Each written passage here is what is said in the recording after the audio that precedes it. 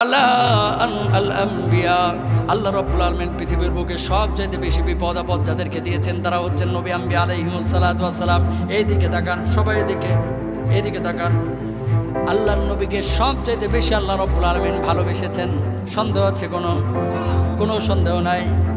ওই আখিরাতের জিন্দেগিতে আল্লাহ রাব্বুল আলামিন তারা লিডার বানাবেন, দুনিয়াতেও তারা লিডার বানিয়েছেন। কিন্তু আল্লাহ রাব্বুল আলামিন ওই নবীজিকে একটা স্বর্ণের বাড়ি কিন্তু বানায় দেন নাই। দুনিয়ার বুকে এমন সুখ দেন নাই যে সুখটাকে আপনার আমার মতো নবীজি উপভোগ করেছে, ঠিক কিনা? আল্লাহ রাব্বুল আলামিনকে তায়েফের বুকে রক্তাক্ত না করে কিন্তু আল্লাহ তাআলা ইসলাম কবুল করাইতে পারতেন, ইসলাম প্রতিষ্ঠিত করতে পারতেন। উহুদের বুকে আল্লাহর নবীকে রক্তাক্ত না করে ইসলাম প্রতিষ্ঠিত করতে পারতেন। ওই আল্লাহর নবীকে ওই পাটির উপরে না শুয়ে কিন্তু ইসলাম প্রতিষ্ঠিত করতে পারতেন। কিন্তু আল্লাহ রাব্বুল আলামিন দুনিয়ার মানুষের জন্য যাদের কল্যাণ চায় তাদেরকে বলল দুনিয়ার সুখ জিনিসটা তারা করুক, এটা আল্লাহ রাব্বুল আলামিন চান না। এই জন্য আল্লাহ রাব্বুল আলামিন যাদেরকে যত বেশি ভালোবাসেন তাদেরকে তত বেশি বিপদ আপদ দিয়ে পরীক্ষা করেন। সুবহানাল্লাহ। আল্লাহর নবী সাহাবী আব্দুল্লাহ ইবনে মাসউদ রাদিয়াল্লাহু তাআলা আনহু বিশ্বনবী রাহমাতুল লিল আলামিনের পাশে বসে আছেন। আল্লাহর নবী একবার খেজুরের পাটির উপরে পিঠটারে হেলায় দিলেন। আল্লাহর নবী পাটির উপরে শুয়ে আছেন। কতক্ষণ পরে আল্লাহর নবী আপনার আমার পেয়ারা নবী সরওয়ারে কায়নাত উঠে গেলেন।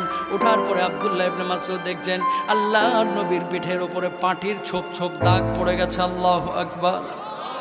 আব্দুল্লাহ ইবনে মাসউদ বললেন, ওগো নবীজি, আপনি রাহমাতুল লিল আলামিন আল্লাহর হাবিব প্যারা নবী সরওয়ারে কায়নাত দু জাহানের সরদার, ওগো নবীজি আপনার পিঠের উপরে দাগ পড়ে গেছে। আমি আব্দুল্লাহ ইবনে মাসউদের কলিজার মধ্যে আর সহ্য হচ্ছে না। ওগো আল্লাহর নবী, আপনার জন্য একটা মোটা কম্বলের ব্যবস্থা করে দিই যেটা আপনি নিচে দিয়ে ঘুমাবেন। ওগো নবীজি আপনার জন্য একটা তোশকের ব্যবস্থা করে দিই যেটা আপনি নিচে দিয়ে ঘুমাবেন। ওগো নবীজি আপনার জন্য একটা চাদরের ব্যবস্থা করি যেটা আপনি উপরে দিয়ে ঘুমাবেন। আল্লাহর নবী বিশ্ব নবী সাল্লাল্লাহু আলাইহি ওয়াসাল্লাম বললেন, আব্দুল্লাহ তুমি যে আমারে কম্বলের ব্যবস্থা করে দিতে যাচ্ছ, আল্লাহ রাব্বুল আলামিন আমারে এত ভালোবাসেন। যদি আল্লাহর কাছে আমি চাইতাম, আল্লাহর কাছে চাইতাম, তাহলে শুধু কম্বল না স্বর্ণ দিয়েও আল্লাহ রাব্বুল আলামিন আমার বিলাসিতার ব্যবস্থা করে দিতেন। বলুন সুবহানাল্লাহ। আল্লাহর হাবিব বললেন, আব্দুল্লাহ বিশ্বনবী মুহাম্মদুর রাসূলুল্লাহ সাল্লাল্লাহু আলাইহি ওয়াসাল্লাম দুনিয়ার বুকে আল্লাহ রাব্বুল আলামিন দাঁড়িয়ে পাঠিয়েছেন। আর এই দুনিয়াতে নবীজি তোমার সামনে সেইভাবেই বসবাস করছে যেভাবে তুমি দেখছো।